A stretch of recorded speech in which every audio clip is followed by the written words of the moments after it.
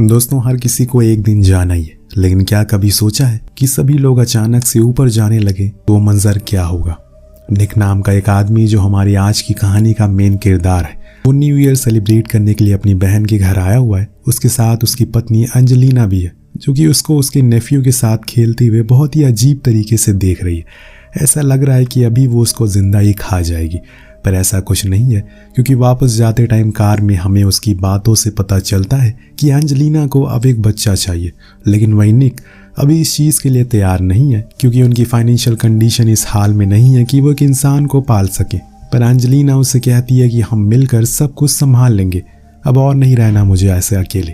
पर ये क्या, इतने में अचानक से उनकी कार की एक बहुत ही भयंकर टक्कर हो जाती है, जिसमें निक हमेशा के लिए रह जाता है अकेले, क्योंकि एंजेलिना उसी हादसे में अपना दम तोड़ देती है और उसका एक परिवार का सपना ही रह जाता है। यहाँ से सीन शिफ्ट होता है 2 साल बाद, जहाँ हम निक को देखते हैं जो कि एक आइसोलेटेड जगह पर रह रहा है। किसी से भी उसकी कोई बोलचाल नहीं है, अपने में ही चुपचाप वो रहता है। हालांकि उसकी बहन बहुत कोशिश करती है कि किसी भी तरह कर अपने घर बुला ले रहने के लिए, इसीलिए उसे कई सारे लेटर भी वो लिखती है, लेकिन निक मानने को राजी ही नहीं होता। वो यहाँ पर अपनी कैट के साथ ही रहता है और उसको इसी में अच्छा लगता है। लेकिन जब उसकी बहन बार बार उसको वीडियो कॉल करके आने को कहने लगती है, तो उसने आखिर में मन बना ही लिया कि अब वो चला जाएगा। वो एक दिन अपनी कैट को लेकर एयरपोर्ट के लिए निकलता है। उसके जाने के बाद हम न्यूज़ में किसी तरह के T40 वायरस के बारे में देखते हैं, जो कि पूरे एशिया में तेजी से फैल रहा है और उसने कुछ बड़े शहरों में अपना कब्जा भी जमा लिया है। लेकिन निक इस बात पर ज़्यादा ध्यान नहीं देता और एयरपोर्ट पर पहुंचता है, जहां पर कुछ देर में एकदम टेंस माहौल बन जाता है, क्योंकि एक एक करके सारी फ्लाइट कैंसिल होने लगी थी। सब लोग घबरा गए कि तभी अनाउंसमेंट की जाती है कि सभी अपने अपने घर की ओर चले जाएं, क्योंकि यहाँ से अब कोई भी फ्लाइट नहीं उड़ने वाली। सभी बहुत डर जाते हैं और इतने में उनके फोन्स में स्टेट इमरजेंसी का मैसेज भी रिंग होता है, जिसके कारण रोड पर भारी जाम लगता है। निक को पता था कि ये जाम इतनी आसानी से नहीं खुलने वाला, इसीलिए वो अपनी कार को वहीं छोड़कर पैदल ही निकल जाता है और शाम तक घर पहुंचता है। पर वहां वो देखता है कि उसके पड़ोसी के घर को पूरी तरह से सील कर दिया गया, क्योंकि वो इस वायरस से इन्फेक्टेड हो चुके हैं। कुछ ऑफिसर उसे ज़बरदस्ती पकड़कर बाहर ले जा रहे हैं और सभी को दूर रहने को भी कह रहे हैं। लेकिन अभी तक भी निक को इस चीज़ को सीरियस नहीं लिया था और घर आकर अपनी बहन को सब बता देता है, जिसकी वजह से वो नहीं पहुँच सका। तो क्लारा कहती है कि कोई बात नहीं, सब कुछ ठीक हो जाएगा। लेकिन सब कुछ ठीक होने के बजाय अगले दिन ये और बेकार हो जाता है, क्योंकि निक को हर जगह पर वही न्यूज़ बार बार दिख रही थी कि कैसे लोग खुद की छतों और खिड़कियों से कूदकर अपनी जान दे रहे हैं और पागल हो रहे हैं, एक दूसरे को मार रहे हैं। इतने में उसे ख्याल आता है कि उसे कुछ खाना लेने के लिए मॉल जाना है, तो वहाँ के लिए वो निकल जाता है। लेकिन मॉल में तो अलग किस्म की अफरा तफरी मची है, लोग एक दूसरे के खाने को छीन रहे, पूरा मॉल खाली हो चुका है। लोगों को ऐसा बर्ताव देखकर वो खुद हैरान था, इसीलिए बाहर आ जाता है। पर तभी वहाँ इन्फेक्टेड पर्सन एक पुलिस वाले पर हमला कर देता है और उसे जिंदा ही खाना शुरू कर देता है, जो देखकर निक पूरा ही दंग रह गया था। अब जाकर उसे पता चला है कि ये सब सच है। उसे असली सिचुएशन के बारे में जानकारी हुई है और इतने में वो इन्फेक्टेड पर्सन उस पर भी हमला करता है। लेकिन इतने में वो ऑफिसर उसे शूट कर देता है और खुद को भी गोली मार देता है, क्योंकि वो इन्फेक्टेड हो चुका था। अब निक वहाँ से फौरन अपने घर आता है। वो बहुत ज़्यादा घबराया हुआ था, ऐसे कैसे हो गया अचानक से। इतने में उसकी नज़र टीवी पर पड़ती है, जहां बताया जा रहा था कि सभी को अपने घर में रहना है, खिड़की दरवाजों को सील कर देना है, बाहर बिना मास्क के नहीं जाना। ये वायरस एक बहुत ही खतरनाक किस्म का वायरस है, जो कि हवा के जरिए फैल सकता है। 2 दिन बाद देर रात वो नोटिस करता है कि उसके घर के बाहर आर्मी आई हुई है, जो कि लोगों को उनके घर से बाहर आने को कह रही है। लेकिन निक बाहर नहीं आता और वहीं छुपा रहता है। हालांकि आर्मी उसके घर की तलाशी लेती है, लेकिन वहां उन्हें कुछ नहीं मिलता और इसीलिए वो वापस खाली हाथ ही लौट गई थी। अब जब सुबह हुई तो निक ने अपनी बहन को मैसेज करने की कोशिश करी और तब उसे पता लगा कि सच में हालत बहुत ज़्यादा खराब है, क्योंकि नेटवर्क भी शट डाउन कर दिए गए। तो वो कुछ खाने के सामान के लिए बाहर जाता है तो देखता है कि पूरा टाउन खाली है, अब बस वही अकेला बचा है। तो वो अब घर जाकर वहाँ पर रखी खाने की चीज़ों को इकट्ठा करना शुरू करता है, पर कुछ खास नहीं मिलता। लेकिन जब वो एक घर की खिड़की को तोड़कर अंदर घुसता है तो डर के मारे पीछे हट जाता है। दरअसल वहाँ पर एक बूढ़ी लेडी थी जो कि डिसेबल थी, इसीलिए वो लोग लेकर उसे नहीं गए। वो निक को बताती है कि तुम्हें यहाँ ऐसे खाना नहीं मिलने वाला, मेरी बात मानो और मेरे बताए हुए घरों में जाकर खाना ढूंढो, तब जाकर कुछ मिलेगा। अब निक एक बारी तो उनकी बात भी मान लेता है और उनके बताए हुए घरों में जाना शुरू करता है। वही सही थे, वहाँ उसे कुछ न कुछ मिल जाया करता था। एक घर में तो उसे एक बाइक भी मिलती है, जो उसके काम और भी आसान कर देती है। वो उसी से पूरे टाउन भर घूमता रहता है और जो कुछ भी मिलता है उसे उस लेडी से आधा आधा कर लेता है। कुछ दिन तक तो ऐसे ही चलता रहता है, मगर फिर एक दिन उसको एक घर में रेडियो मिलता है, जिसको जब वो ऑन करता है तो कोई बार बार एक ही बात दोहराया जा रहा था कि यहाँ पर आ जाओ, हम सब ने एक कैंप बनाया हुआ है जिसमें सभी सर्वाइवर रह रहे हैं। अब निक को लगता है कि वहाँ उसकी बहन और भांजा भी होंगे, तो वो फौरन अपने सामानों को पैक करता और वहाँ जाने के लिए निकल जाता। लेकिन वो ऐसे उस बूढ़ी लेडी को छोड़कर नहीं जा सकता, इसीलिए वो उसे लेने घर जाता। पर अफसोस कि उनकी मौत हो गई थी, अब उसे अकेले ही जाना होगा। जैसे उसने अपने कदम आगे रखे, एक लेडी उस पर हमला कर देती है जो कि इन्फेक्टेड हो चुकी थी। वो उसे दूर हटने की कोशिश करता है, लेकिन वो बार बार उसे काटने की कोशिश में लगी थी। अब निक को मजबूरन उसे गोली मारना पड़ता है, जो कि वो करना नहीं चाहता। इस वजह से उसे बाद में बहुत अफसोस भी होता है। वेल, अब यहाँ से उसका सफ़र शुरू हो जाता है, एक खतरनाक सफ़र जिसकी मंजिल पर वो पहुँच भी पाएगा या फिर नहीं, चलिए देखते हैं। अपनी बाइक और कैट को लेकर वो निकल जाता उस कैंप की ओर। कई मील का सफ़र तय कर लिया उसने, लेकिन उसे बीच रास्ते में एक भी इंसान नहीं मिला। चारों ओर बस सन्नाटा ही पसरा हुआ है, कहीं से कोई आवाज़ नहीं आ रही है। इतने में बीच रास्ते में बंद रास्ता मिलता है, यानी कि वो अपनी बाइक उस पार लेकर नहीं जा सकता। लेकिन निक के पास कोई और ऑप्शन नहीं है, तो वो जंगल का रास्ता चुनता है जो कि शॉर्टकट था पोर्ट तक जाने का। लेकिन वहाँ उसका सामना हो जाता है एक आर्मी से, जो कि इन्फेक्टेड लोगों की आर्मी थी। उसके ऊपर किसी मधुमक्खी की तरह हमला करती है और उसे किसी भी हाल में पकड़ने के लिए उतावले होते। निक बाइक को और तेज भगाता है कि तभी अचानक से उसके सामने एक कैंप दिखाई पड़ता है, जहाँ पर लाशों का ढेर पड़ा हुआ था। उसे देखकर वो एकदम से शॉक हो गया था और उसी के चक्कर में उसकी बाइक भी गिर जाती है। वो सभी उसके पीछे भी पड़े हुए थे, ऊपर से अब इसकी बाइक भी स्टार्ट नहीं हो रही थी। निक ने काफी कोशिश की वो स्टार्ट कर सके, लेकिन ऐसा नहीं होता और वो पैदल ही पोर्ट तक पहुंचता है। पर वहां जाकर उसे पता लगा कि जिस बोट से वो जाने वाला है वो तो किनारे से थोड़ी दूर पर है। और इतने में वो सभी आकर उस गेट को तोड़ने लगे। कुछ तो अंदर भी आ गए जिन्हें निक ने शूट कर दिया, पर उनकी तादाद बहुत ज्यादा थी, इसीलिए उसे मेन गेट को लॉक किया और पानी में कूद कर उस बोट तक पहुंचा।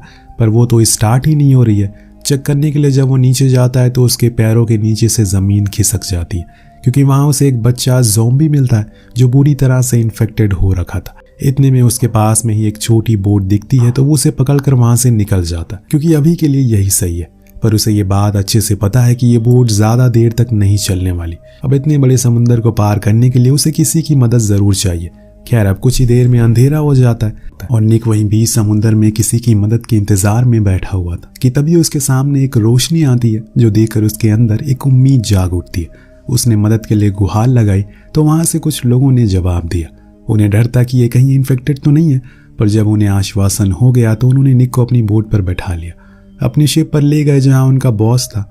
ये सभी लोग दूसरे देश के थे, इसीलिए उन्हें निक की भाषा समझ में नहीं आती। पर उसमें से एक पीटर नाम का आदमी होता है जो उससे सब कुछ समझ आ रहा था। वो अपने लोगों से झूठ कहता है कि निक एक डॉक्टर है, ताकि वो लोग उसे शिप पर रख ले, क्योंकि अगर वो किसी भी काम का नहीं हुआ तो वो उसे वहीं मार देंगे। जब निक को पता लगा इस बारे में तो वो उसका शुक्रिया कहता है, लेकिन पीटर उसे समझाता है कि तुम्हें यहाँ पर वही करना होगा जो ये लोग कहेंगे, वरना तुम्हारी जान जाने में ज्यादा समय नहीं लगेगा। उसी रात जब निक आराम कर रहा होता है तो उसे बाहर किसी की चीखने की आवाज आती है। वो उठकर बाहर झांकता है। कुछ लोग जो कि मदद की गुहार लगा रहे थे, इतने में वहां पर कोई आ जाता है तो वो फौरन अपने बिस्तर पर चला जाता है।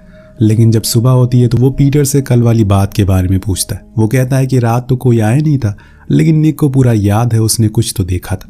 तब पीटर उसे धमकाते हुए कहता है कि रात में कोई नहीं आया था, यही सच है। इसके बाद निक को कुछ लोग बॉस के पास लेकर जाते हैं, जो उसे मैप दिखाते हुए पूछता है कि हमें फर्स्ट एड की सप्लाईज चाहिए, बताओ इसमें देखकर वो कहाँ मिलेगी।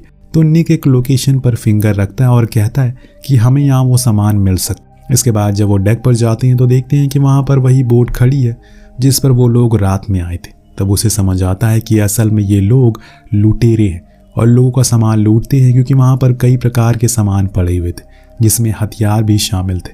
और इसके बाद वो फिर से पीटर के पास जाता है और उसे बताता है कि कैनरी आइलैंड पर एक हेलीकॉप्टर है, मुझे पता है कि तुम एक पायलट हो, आज रात को हम लोग यहाँ से निकल जाते, ये जगह हम दोनों के लिए सेफ नहीं है।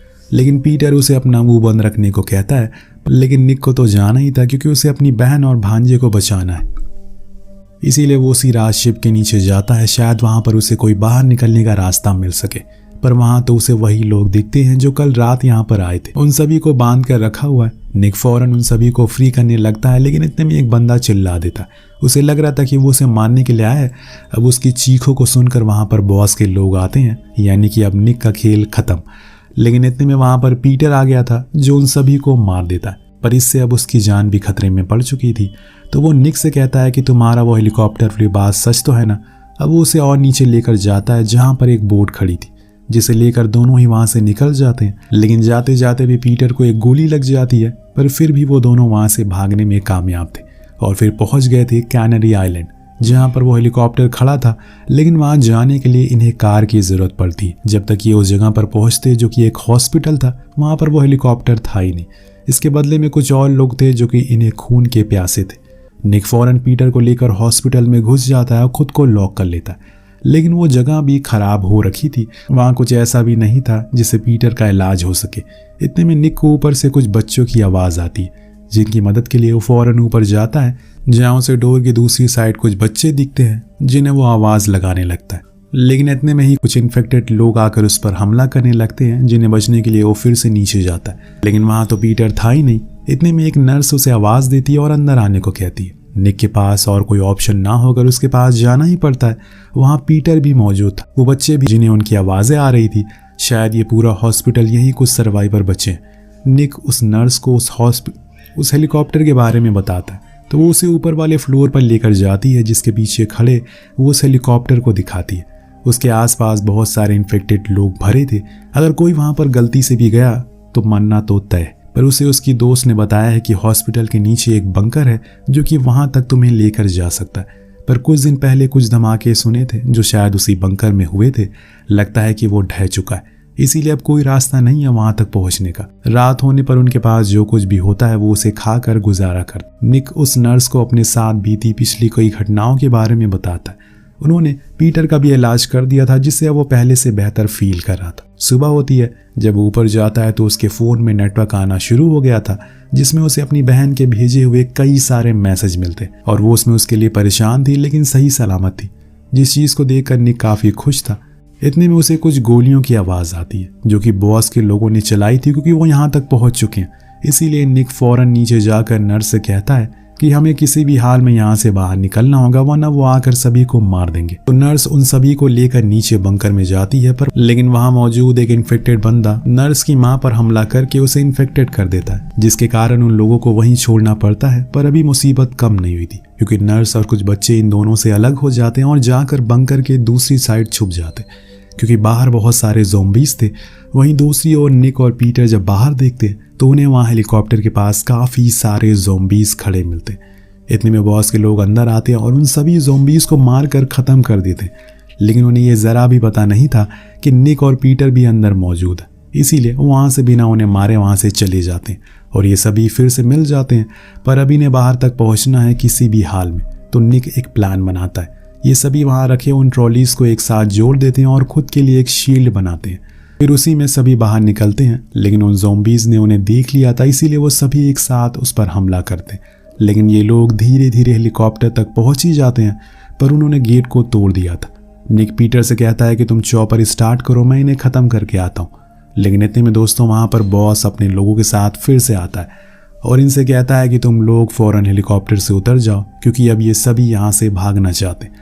तब पीटर निक को इशारा करता और वो उस गेट को तोड़ देता है, जिससे उस पार वो सारे ज़ॉम्बीज़ गेट खुलते ही वो सभी उन पर जानवरों की तरह हमला करते हैं और सभी को मार देते हैं। इसी का फ़ायदा उठाकर निक हेलीकॉप्टर में आता है और वहाँ से निकल जाता है। दरअसल ये लोग बेलेन के शहर जा रहे हैं, जो कि निक की बहन थी, जहाँ निक की बहन रहती है, क्योंकि वहाँ पर अभी भी सेफ है वो।